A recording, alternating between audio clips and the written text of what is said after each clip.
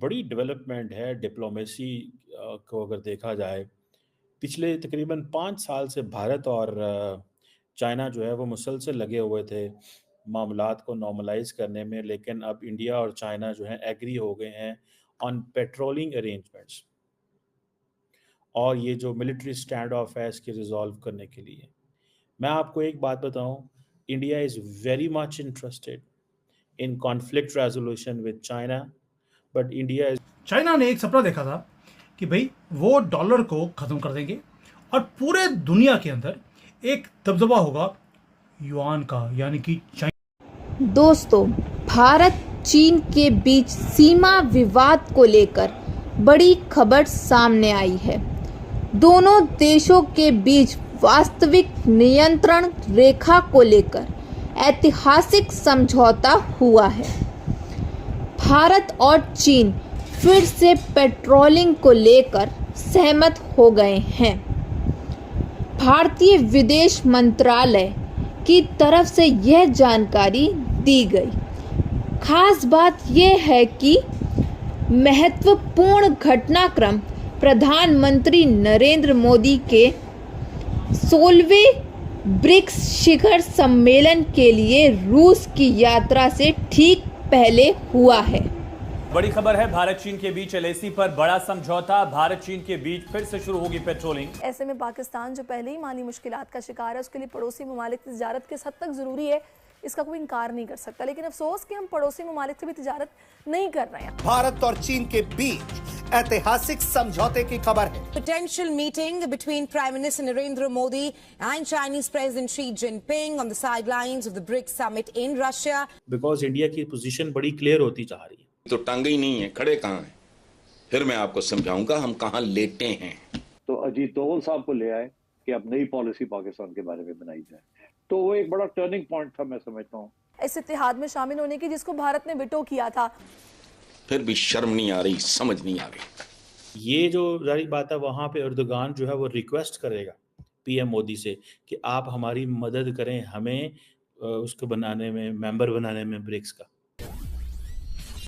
दोस्तों, जैसे जैसे इंटरनेशनल पॉलिटिक्स में तब्दीलियां आ रही हैं, पाकिस्तान जो है उसके लिए चैलेंजेस भी हैं, अपॉर्चुनिटीज़ भी हैं। लेकिन अगर आपको याद हो कि रिसेंटली जब यूएन जनरल असेंबली में टर्किश प्रेसिडेंट रजब तैयब एर्दोगान ने कश्मीर के मसले को डिस्कस ना किया, और कहा जाता है 2019 के बाद जब से कश्मीर का मसला जब इंडिया ने 370-35 रिवोक किया, तब से जो west it's non western group.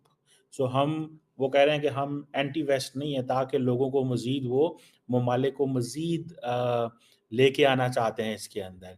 बहरहाल पाकिस्तान के लिए it's a challenging situation in a sense कि अगर रजब तैयब एर्दोगान जो है वो भी साइलेंट हो जाते हैं, तो मेरा ख्याल है यही वजह है कि इंडिया जो है वो समझता है कि वो अब कॉन्फिडेंट। कई लोग कहते हैं कि हमने थोड़ा पीछे हट गए, बैक ऑफ कर गए।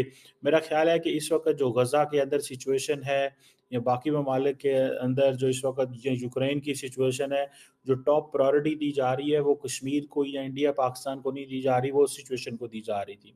सो पाकिस्तान ने इस सिचुएशन का फ़ायदा उठाते ये कहा है कि अगर किसी मुल्क ने कश्मीर का जिक्र नहीं किया तो दैट इज़ कोई इसकी कोई बहुत बड़ी बात नहीं है, क्योंकि हमेशा के साथ। So this is what they are considering. Now question यहाँ पे बड़ा इंपॉर्टेंट है कि इंडिया, जो कि आप समझ लें कि जिसके हिस्टोरिकल रिलेशन जो हैं बहुत, अगर आप जाएं 1920 में तक जाते हैं, इंडिया कहता है कि हमारे कल्चरल कनेक्शंस हैं, मुग़ल एम्पायर जब थी लेकिन जो फॉर्मल ताल्लुकात जो बने वो तो 1948 में ही बने थे। लेकिन मुझे चाइना ने एक सपना देखा था कि भाई वो डॉलर को खत्म कर देंगे और पूरे दुनिया के अंदर एक दबदबा होगा युआन का, यानी कि चाइना का। अब आहिस्ता आहिस्ता चाइना को समझ आ गया कि डॉलर किंग है और उसे गिराना मुश्किल है। ऊपर से अमेरिका के अंदर इलेक्शंस हैं और इलेक्शंस के अंदर अगर डोनाल्ड ट्रंप आ गया दोस्तों, वो चाइना की वाट लगाने वाला है। यानी कि जो चाइना का ड्रीम था दुनिया के अंदर अपना एक दर में आपको दिखता है अमेरिका, वो टूटा हुआ है लेकिन अनडिफिटेड है, और उसने अपने ग्रीन रंग की उसकी जो करेंसी है उसे तलवार की तरह उसने यूज़ किया है। दूसरी तरफ है चाइना, एम्बिशियस चैलेंजर है अमेरिका को आज की डेट में। उन्होंने भी अपना प्लॉट बिल्कुल ही तैयार करा हुआ है और वो ड्रीम कर रहे हैं कि मैं इस राज्य को हरा दूंगा और मैं खुद किंग बन जाऊंगा पूरे दुनिया का। डॉलर को अबेंडन करने की बड़ी बार कोशिश करी। डी डॉलराइजेशन की बात ये आज से नहीं है, सन 2000 से चल रही है। लेकिन कंट्रीज ने क्या किया? कंट्रीज ने जितना कोशिश किया कि डी डॉलराइजेशन की जाए, उतना ही ज़्यादा कंट्रीज ने अपनी वेल्थ को डॉलर के अंदर पाइल अप कर दिया। वो सभी चाहते थे कि यार ये जो करेंसी है ये सेफ है, सिक्योर है, इसके अंदर अपनी इन्वेस्टमेंट्स की जाए। सारी दुनिया ने वॉइस करी कि भैया अमेरिका ख़त्म होने वाला है, लेकिन अमेरिका की और चाइना चाहता है कि इसको गिराया जाए। अब आपको मालूम है इंडिया में बड़े बुद्धिजीवी लोग हैं जो बार बार बोलते हैं कि डी डॉलराइजेशन हमारे लिए अच्छा है, यानी कि वो चाइना को सपोर्ट करते हुए दिखाई देते हैं हमारे दिमाग को खराब करने के लिए, हमारे दिमाग की दही बनाने के लिए। अब उन लोगों को क्या पैसा मिल गया है चाइना से, मुझे नहीं पता, लेकिन वो बार बार डी डॉलराइजेशन की बात बोलते हैं। और हो क्या रहा है? चैलेंजर यानी कि चाइना जो है वो अब तलवार की तरह युआन को यूज डॉलर था, उसने ऐसा लग रहा था कि आखिरी ब्रेथ पे है, आईसीयू पे आ गया था। जो इनका ब्रेटन वुड्स सिस्टम था वो 1973 में वो कोलैप्स हो चुका था। अमेरिकन करेंसी ब्लीड कर रही थी और ऐसा लग रहा था कि जो डॉलर है उसकी डिवैल्यूएशन इतनी ज़्यादा हो गई थी कि दुगना प्राइस पर नीचे गिर गया था। सारी दुनिया ने बोलना शुरू कर दिया कि डॉलर तो गया। लेकिन जैसे एक हीरो होता है फाइनल मोमेंट्स में, जैसे मूवी के अंदर मरते मरते भी वो आखिरी गोली चला ही देता है। और बाद में एक बड़ी डेवलपमेंट है डिप्लोमेसी को अगर देखा जाए। पिछले तकरीबन 5 साल से भारत और चाइना जो है वो मुसलसल लगे हुए थे मामलात को नॉर्मलाइज करने में, लेकिन अब इंडिया और चाइना जो है एग्री हो गए हैं ऑन पेट्रोलिंग अरेंजमेंट्स, और ये जो मिलिट्री स्टैंड ऑफ है इसकी रिजॉल्व करने के लिए। मैं आपको एक बात बताऊं, India is very much interested in conflict resolution with China, but India लिहाजा अब सोल्यूशन की तरफ नहीं जाते, मैनेज की तरफ जाते हैं ताकि इनको थोड़ी मुश्किल में डालें।